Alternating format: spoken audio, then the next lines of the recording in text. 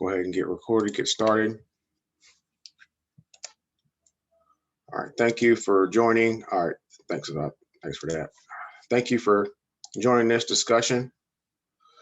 So we're going to pick up where we left off. Make sure you can see my screen. So type in the chat. Let me know you can see my screen. Can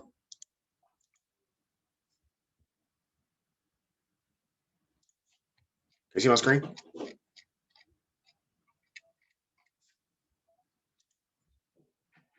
Okay, thanks. All right, so last week,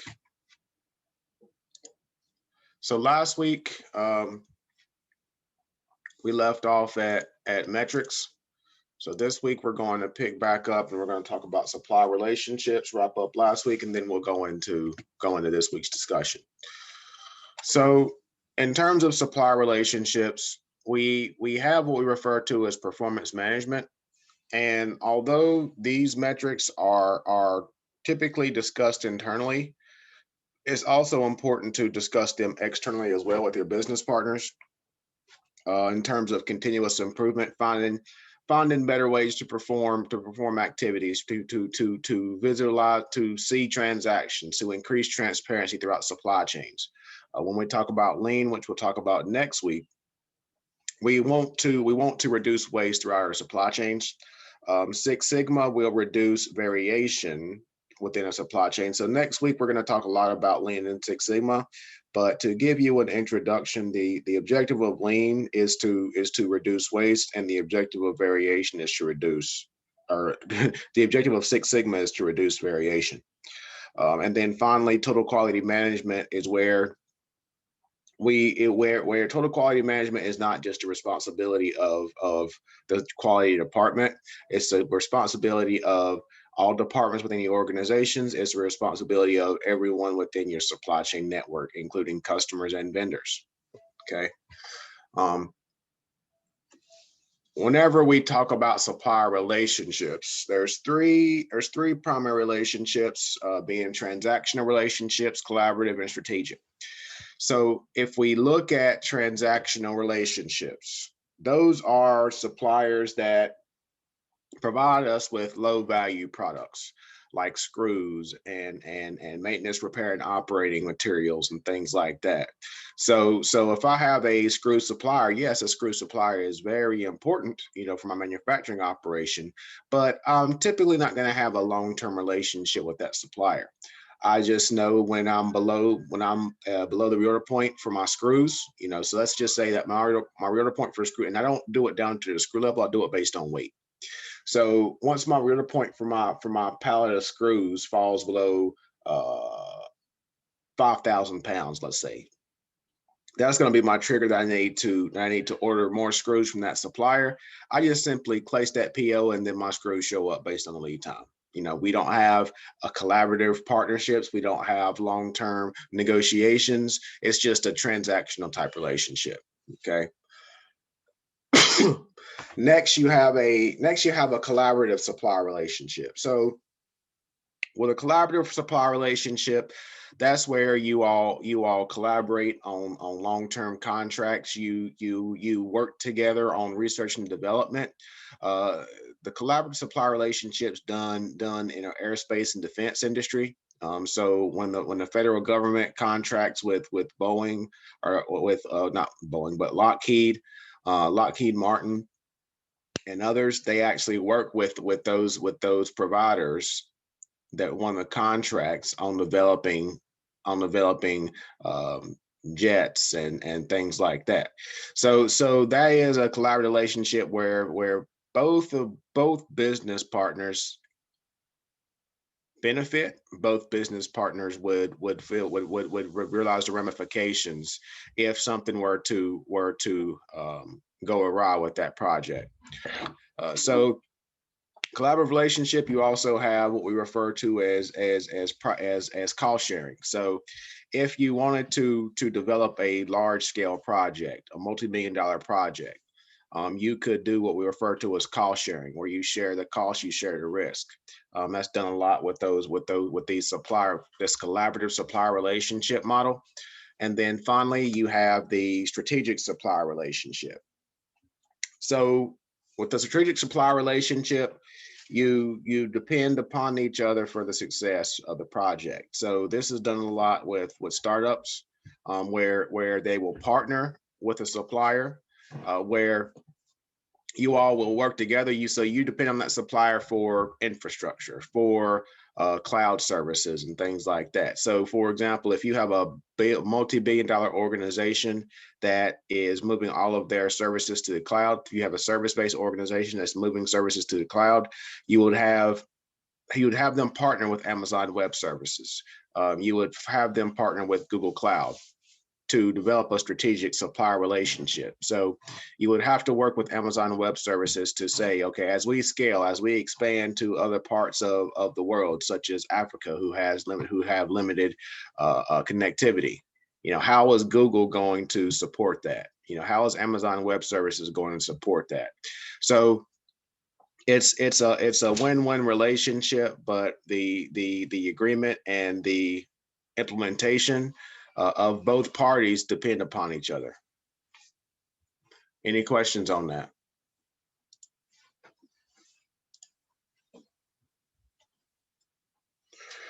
So as we go to supplier relationship management, okay, as we go to supplier relationship management, we've heard of customer relationship management with applications such as Salesforce, but we have applications on the supplier side as well for vendor management. So one of the common, now they're not as popular as Salesforce, but one of the common tools that are used are what we refer to as portals. So within enterprise resource planning applications, you would have a portal which would pull data from your ERP application, your purchase order module, and you would create a website where your vendor or supplier would log in, and based on what products they supply you with, they have real-time visibility into your inventory levels. So the reason why this is done is so the supplier can be proactive in fulfilling your inventory.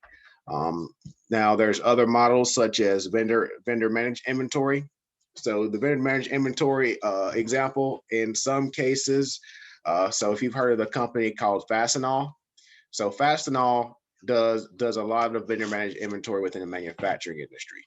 So they would go in, count inventory for parts, for gloves, for maintenance, repair, and operating materials within a manufacturing facility. They would restock those levels, and then they just simply send you an email. So that's more of a strategic partnership because it's a win-win. I do not have to have my purchasing department worry about these thousands of small parts that make up, a small amount of my inventory. Paying them to review those parts and maintain those parts costs more than the parts themselves. So another example is if you been in Walmart, if you've been in your grocery store and you see the Lay's PepsiCo representative in the potato chip aisle counting potato chip bags, that's vendor managed inventory.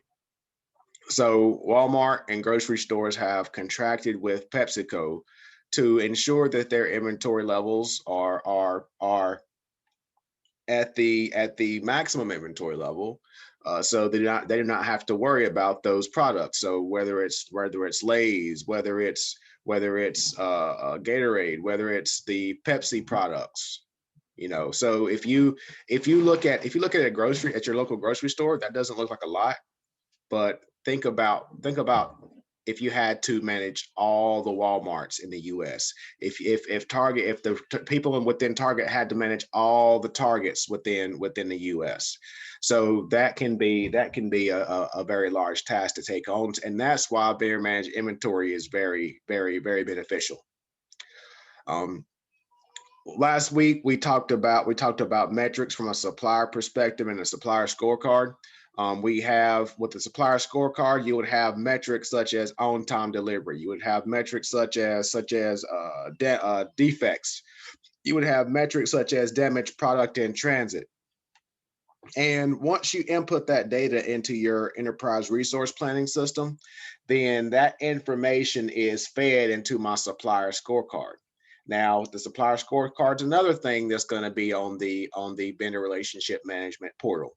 Okay, so this is very powerful in that now the vendor can see in real time how they are performing for your organization. So a number of different things and a lot of value within the supplier relationship management tool, because not only does it increase the visibility of supply chains, it also increases a communication and collaboration with your business partners.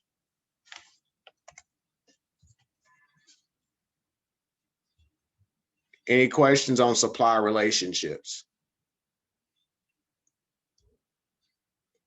All right. So next, we're going to talk about my favorite topic. I think every week I have a favorite topic, but this is by far my favorite topic in sustainability. So I just completed the last presentation for a certified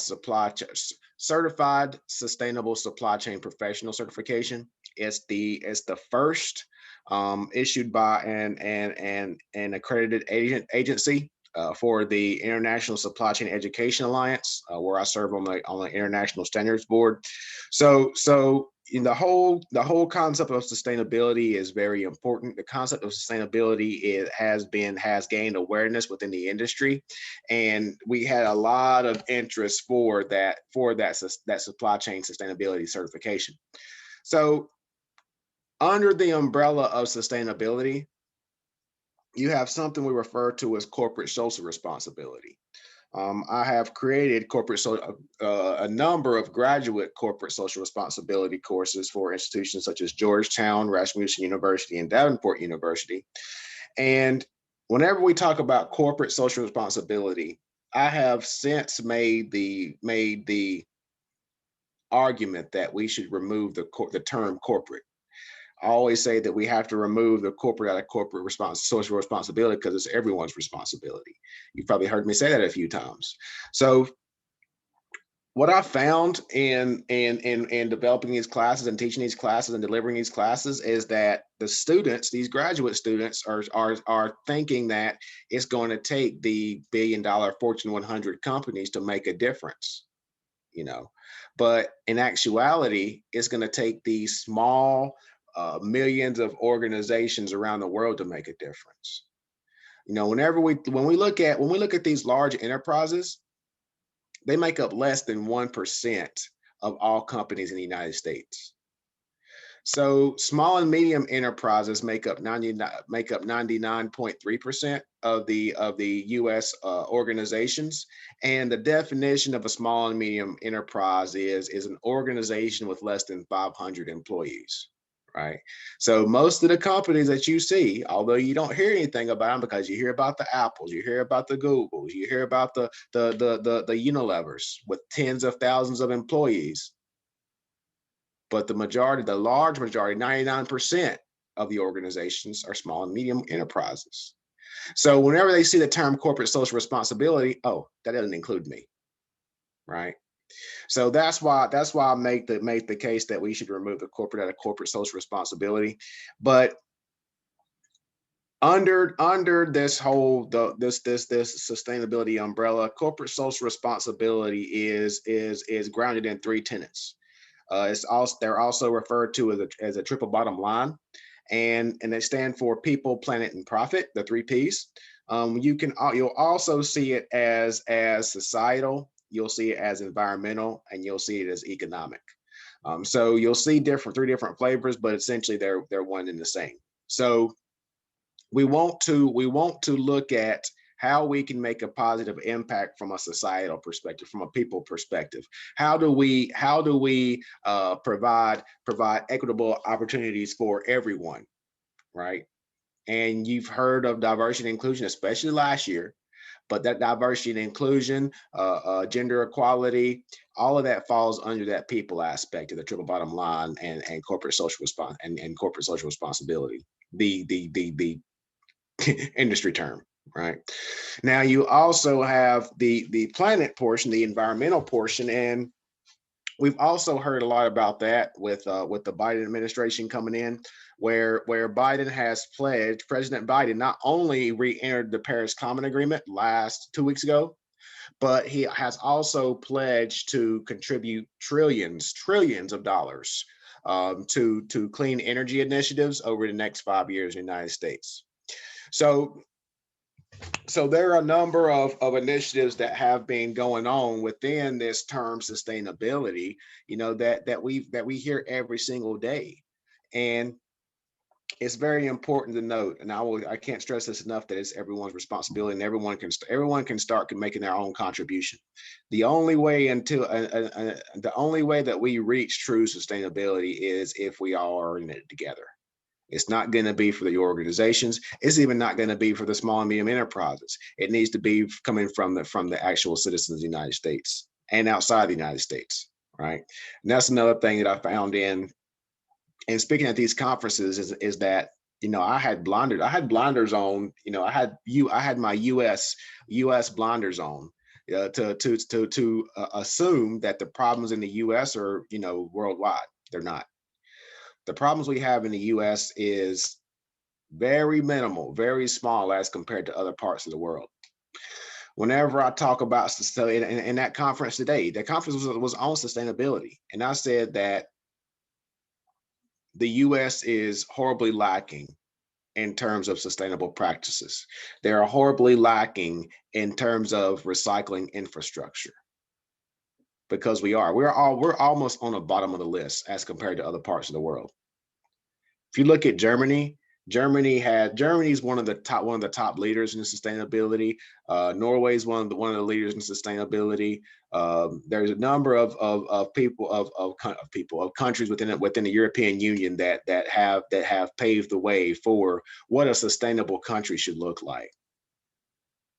So this is one thing that I'm very passionate about. And also people say that, oh, well, you have to be a tree hugger. No, you don't. I am so far from a tree hugger.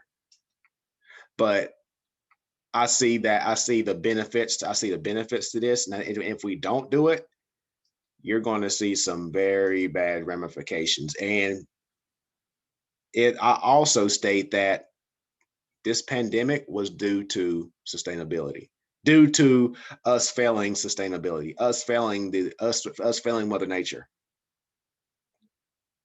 Now, this is not it may not be to the level that we're currently experiencing, but you have not seen the last zoological outbreak, if you will, because deforestation led to what we're experiencing right now, this new strain of virus.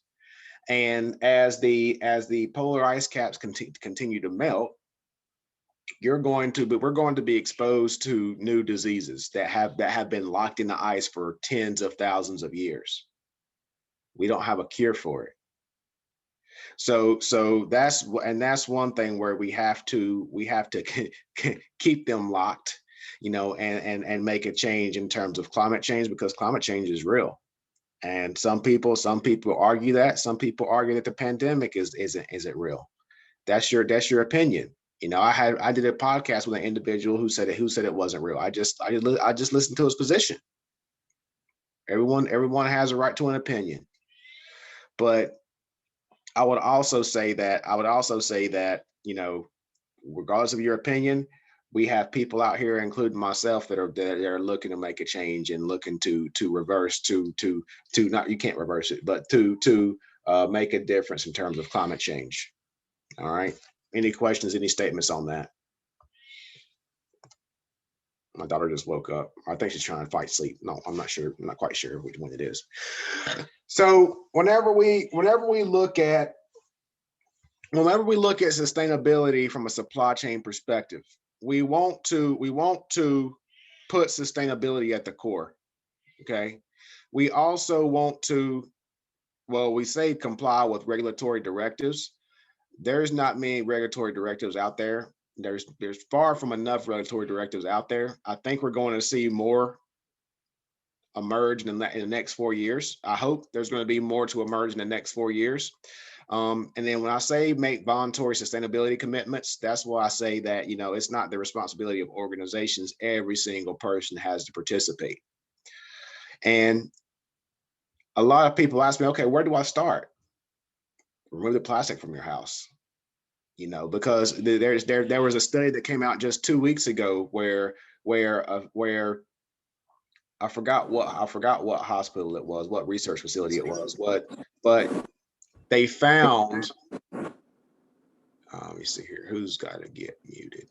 They found microplastics in a woman's fetus, right, when she was pregnant. And due to all the plastics, all everything that's made that includes plastic, based on all the microplastics that get consumed in the beverages we drink. You know, these microplastics are getting passed to our unborn children, right? So, you know, we have to make a change. And again, there's very small incremental changes that can be made to you as soon as you get off this phone call, right? Like I said, it's as simple as removing plastics from your home, removing you know, uh, plastic bottles, you know, reducing your use of plastic bottles and things of that nature, and then recycling.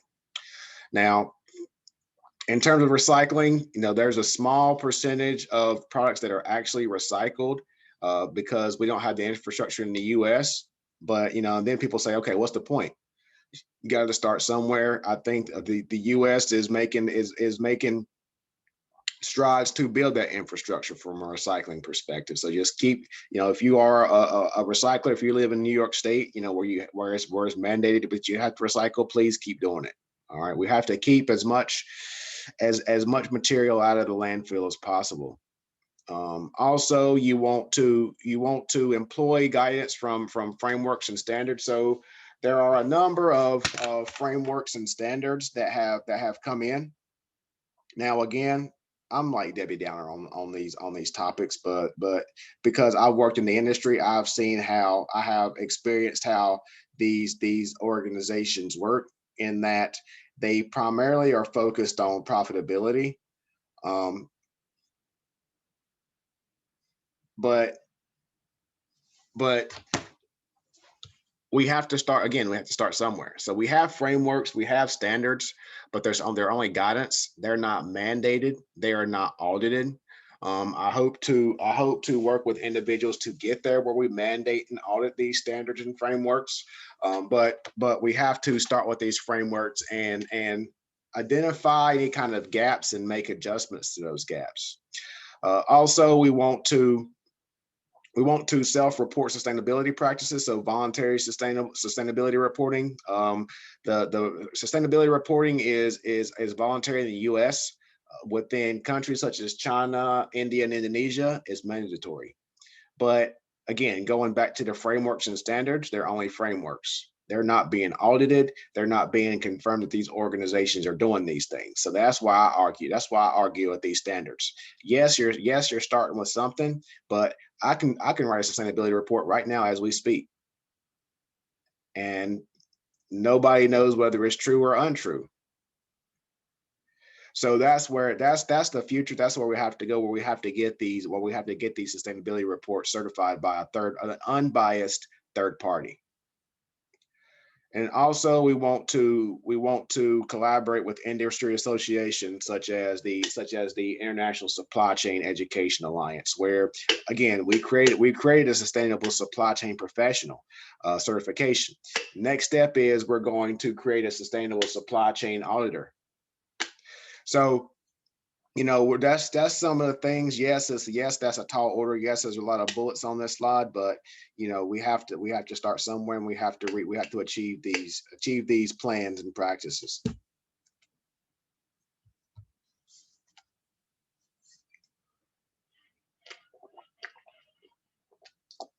So some of those sustainable practices, we talk about recycling.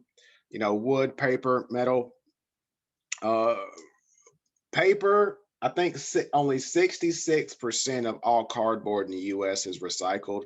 I think I think that it was 20 to 30% of plastics are recycled, and I believe 20 to 30% of glass is recycled. So we have some work to do. We have a lot of room for improvement. In terms of electronics, I did some consulting for an organization in Washington D.C. where they were contracted to remove all electronic equipment from federal buildings. Destroy the data, and then they were able to mine the precious minerals out of those laptops. So laptops have small amounts of gold, has small amounts of silver. So they would actually go into every single motherboard and take out that gold and that silver, and then they would recycle the other parts in electronics. So they would refurbish parts of electronics and things like that. So whenever you have a new iPhone, whenever you have a new Samsung phone, they ask you to return it. That's what Apple and Samsung are doing. They're mining out the gold. They're mining out the silver, and then they are indeed reusing some of those parts, from your old phone. And there's millions of phones in the world. If we were to dispose of every single phone, we would have a big problem. But I know another important piece is that we are able to capture those materials. Um, Again, I would say that the way in which you can start today is through reducing your own waste, reducing waste in your work environment. Your work environment's probably being your home right now, and reducing waste in your everyday activities, reducing the amount of plastic that's used. Also, from a organizational perspective, you can reduce carbon emissions by co-shipping. So partnering with organizations within your area. It can even be your competitor. If we are working together to reduce carbon emissions, we're making a positive impact, and we're saving costs, right? Also, with packaging, I've worked with some organizations to reduce the amount of plastic packaging that they use, and to use reusable packaging and things like that, such as reusable totes. I did that for a headlamp manufacturer, the largest headlight manufacturer in the world, in Peoria, Illinois, outside of Peoria, Illinois. So we work with a manufacturer to create totes. So they're reusable plastic totes with protective materials within the tote. So not only are we reducing the amount of packaging that's thrown away every single day, we're also reducing the amount of damaged headlights, because now we put in a protective inside, inner, I think they call them inners, within the packaging.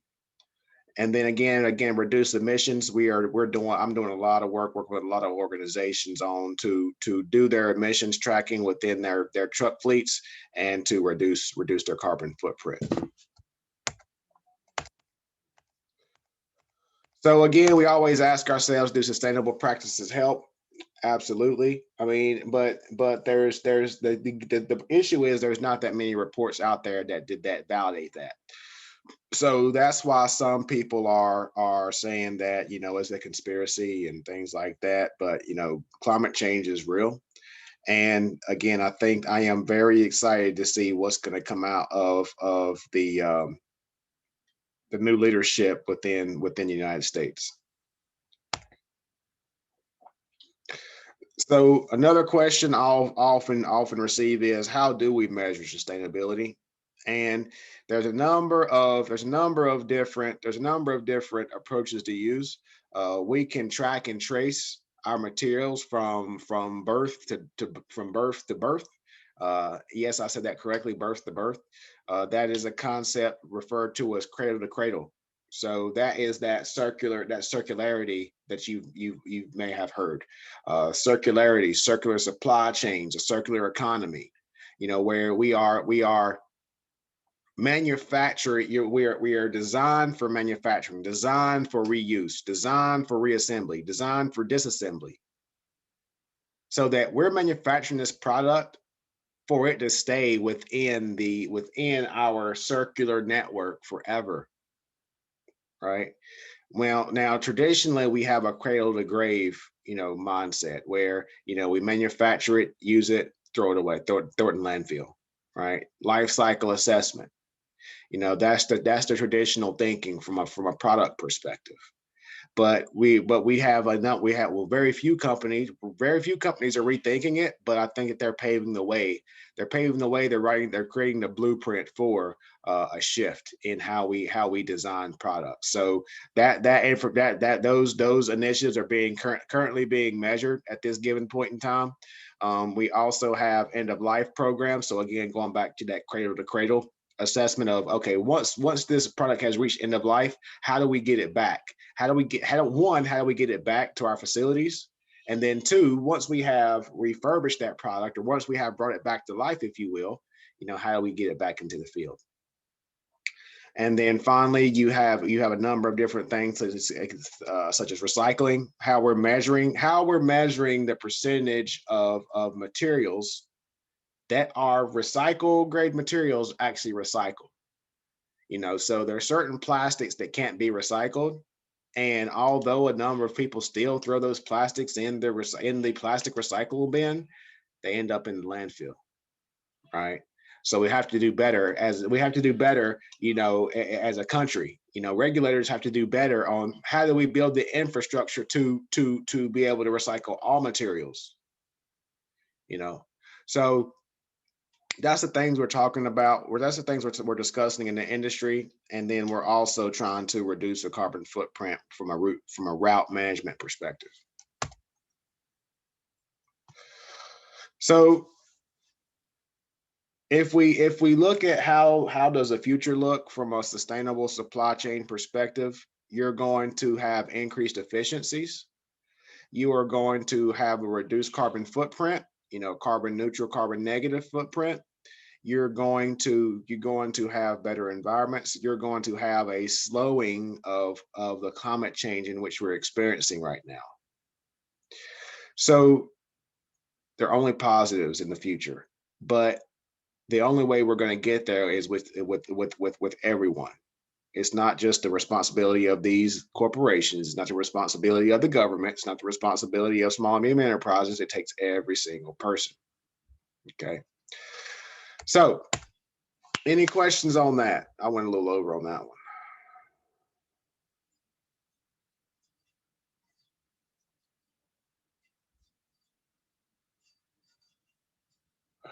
All right, so next this week, we are going to go through domestic and international logistics considerations. So this week, you're going to read chapters 6 and 7. You're going to go through, again, international and domestic considerations. And then for this week's assignment, we're going to look at one organization. So I normally spend a few minutes on this, but because of time, I want to just ensure that. So I have Walmart, Starbucks, and Apple outlined here to see how they operate internationally. Please don't. For those who are on this call, please don't use it, Walmart, Starbucks, or Apple. That's low-hanging fruit. That's easy. I want you to research an organization that you haven't heard of. I want you to research an organization that interests you. Tesla. Tesla's international now. I love reading about Tesla. Every time somebody researches Tesla, I find something new.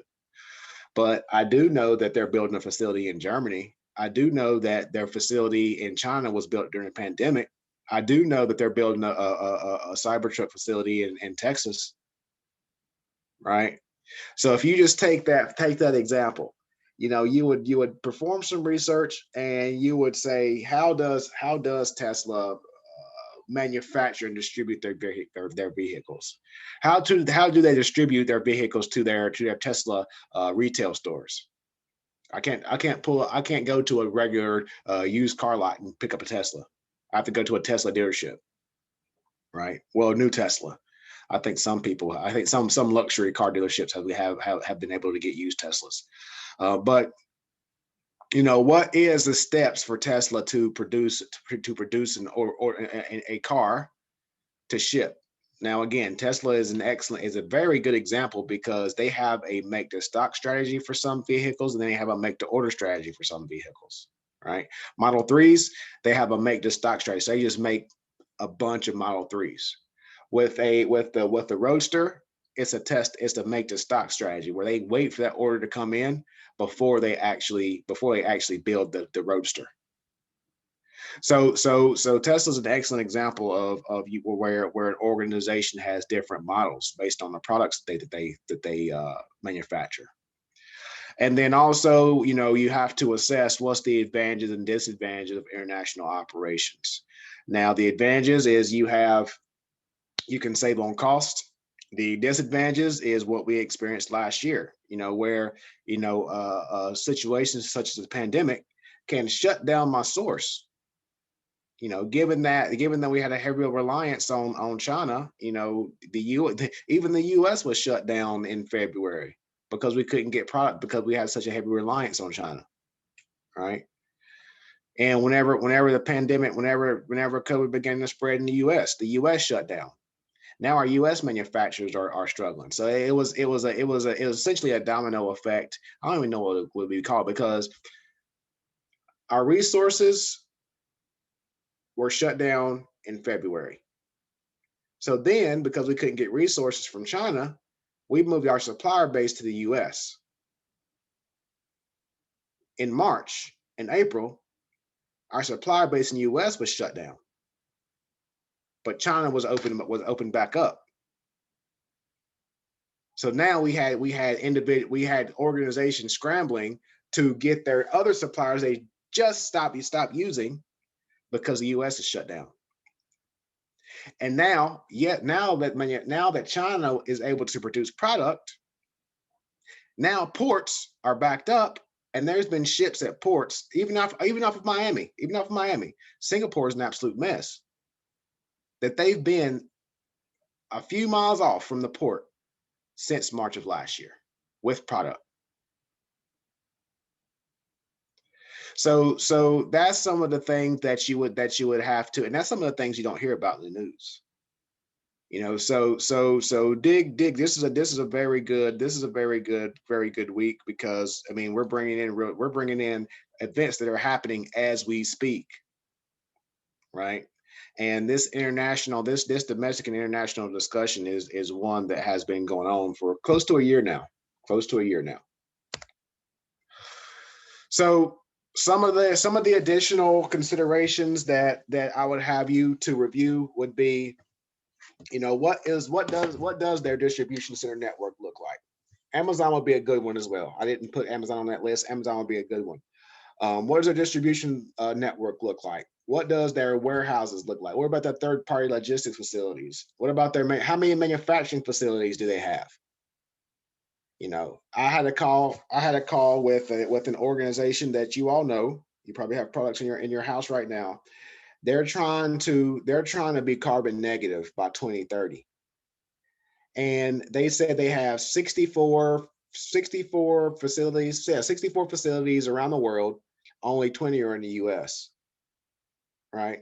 So my question to them was, okay, if we're looking for alternative sources, alternative energy, if we're looking to transition to electric, for example, in some of those plants where you have facilities, is the electric grid strong enough to support to power an entire plant? Yes, plants use electricity, but fossil fuels will power a number of those machines in that facility. So that's the considerations. That's the considerations that we talk about whenever we're talking about the trend. Yes, it sounds phenomenal. Yes, we have to do it, but then when we put it into practice and we start ripping out an entire facility, an entire plant, an entire distribution center, that's when we have to really evaluate. So that's the things that we're talking about in the industry. Again, please don't use the low-hanging fruit, the Walmart, the Starbucks, the Apple. Please think critically and find an organization in which you're interested in, and that would would make an interesting conversation, I will say. Um, any questions on that assignment?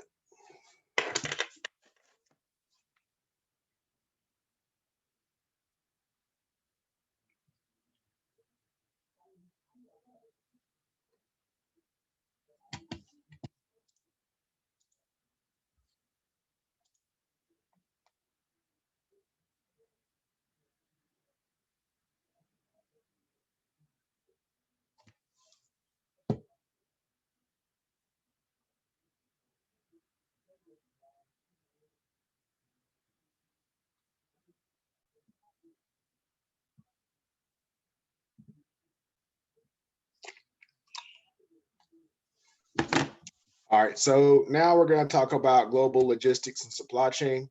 Man, I get to this one either. Through this one, I should say. So global supply chain management, as we said, we're going to lower the cost of value creation. We have, because of lower labor rates in other parts of the world. That's why organizations in the U.S. will go look internationally. We also want to add better value to service to customers. So people say that, oh, it comes from China, it's low quality. No, there are Chinese suppliers that will produce the exact same product that they have good, better, and best, and exceptional, right? Apple does not manufacture a single thing. Apple manufactures every single iPhone in China. So the high quality products that you all say are high quality, they're manufactured in China, just like the trinkets you'll see in a dollar store or Dollar Tree or Dollar General. So because of that, and because they can manufacture iPhones in China for probably 20% of the cost that it would cost in the US, that's why individuals go over there, go to China. So and so whenever we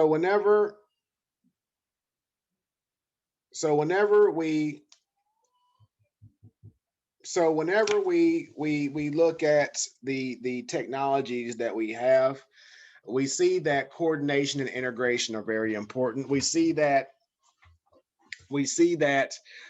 we're now able to collaborate with individuals overseas in real time. Because of that, we're shrinking our global landscape, and we are continuing to increase efficiencies within our organization. Now, whenever we're looking at to expand globally, we want to assess our product readiness. We want to assess our company readiness. So, give me a second.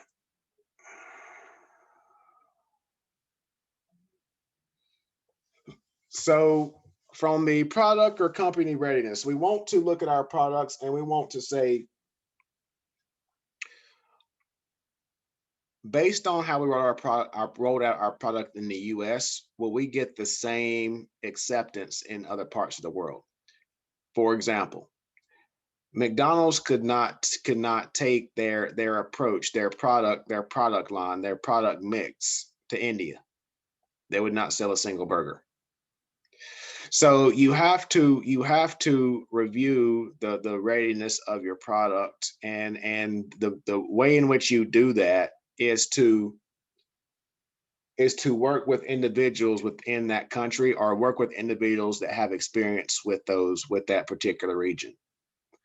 So another way to do that is to increase your cultural intelligence. Now, we talk a lot about cultural intelligence within higher education, but most of that cultural intelligence is theory. You're not going to get that true cultural intelligence out of a book, even at the graduate level. And a reason why I say that is that This brings in the diversity and inclusion piece of an organization and how diversity and inclusion can lead to a competitive advantage. So if you include individuals, if you're looking to expand in that country, why would you not bring in an executive from that country to be on the leadership team of your organization? It makes no sense to me. And it happens all the time in the US. They think they go to the Harvard Business School, they go to the Whartons, they go to these top business schools in the world. They read the books, they read the case studies that you and I can read. I use case studies that HBR uses all the time. And they think that they can expand into a market just based on theory, based on case studies. In most cases, those companies fail in those regions. You need to bring in a diverse leadership team where they can provide insight to that country, one, and two, now they'll be the face of your organization in that region, right? There's a trust aspect, especially now in certain parts of the world with the US. They're not taking lightly to the traditional leader of an organization, right? The stereotypical leader of an organization. So you need to include those people from those countries so that you can best understand how to enter into that market. Now, another important piece to that is you need to roll it out in phases. So if I were to expand in China, I'm going to expand in Shanghai, for example. I'm not going to try to conquer the entire country of China. It's not going to happen. I have to kind of take a phased approach, if you will, to roll out those products, see how it works, then continue to expand. So you'll see that done a lot with these large organs. So PepsiCo, Coca-Cola do the same thing. So when they're rolling out a new flavor of Coke, for example, they're going to do a phased approach. They're going to go through to different regions to understand how that's going to perform. So they might pull a region in the East Coast. They might put it in. So perfect example is Coke Zero had this orange flavor, and they rolled it out in my area, right? And then I was asking people about it in the Midwest. They didn't see it. I was asking people about it in LA. They seen it, right? And I said it was horrible. People in LA said it was absolutely horrible. So now fast forward, a year and a half from now, you can't find it because the people in the most highly populated areas said it was horrible. So they scrapped it. So that you're gonna have to have the same thing. You're gonna have to have the same approach. You're gonna have to have the same approach, whenever you are expanding into different geographical regions. Any questions on that?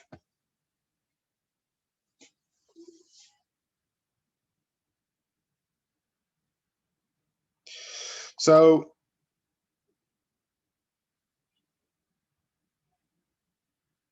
give me a second.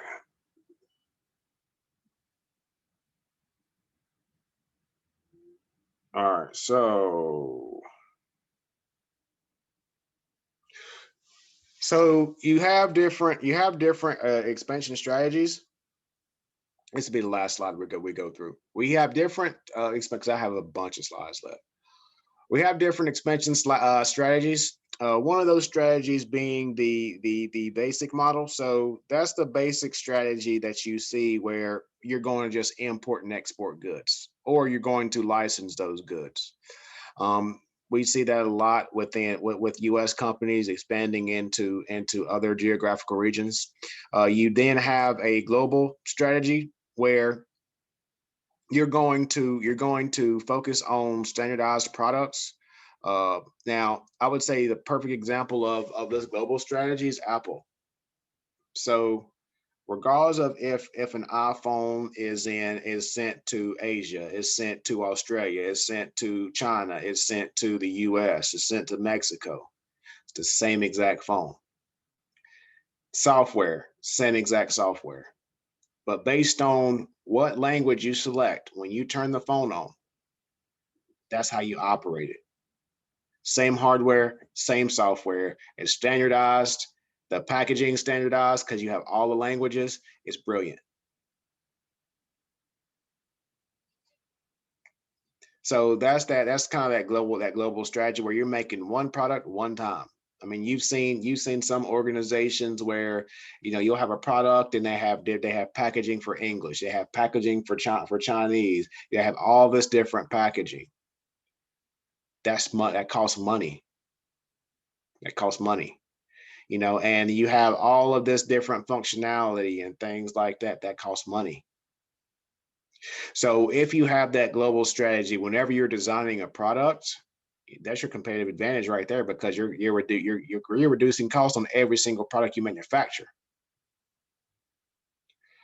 So with the multi-domestic strategy, that's where you'll see the inclusion of franchises and joint ventures. And then finally, with transnational strategies, that's where we cross national boundaries. So that's the maquiladora within the U.S., within U.S. and Mexico. So I would say that's the perfect example that we use here in the States. So that's where we're going to stop. That's where we're going to stop today. Um, there's quite a few slides that we still have to do. So, but we'll get everything in. We'll get everything in the next class. Next class is the last class. That one's normally short. Normally, I'll have a couple of minutes to answer questions as it pertains to the content itself. So, if you have any questions, please let me know. Have a great day.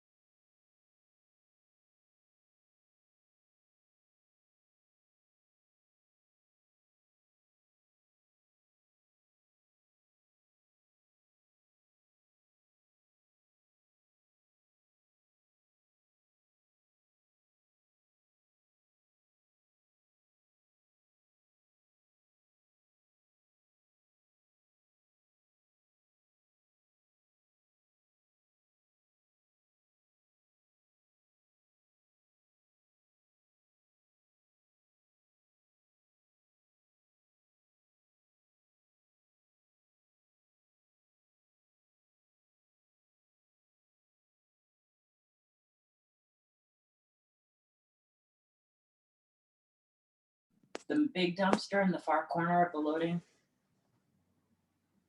There are 2 dumpsters in the garage. We can use both of them.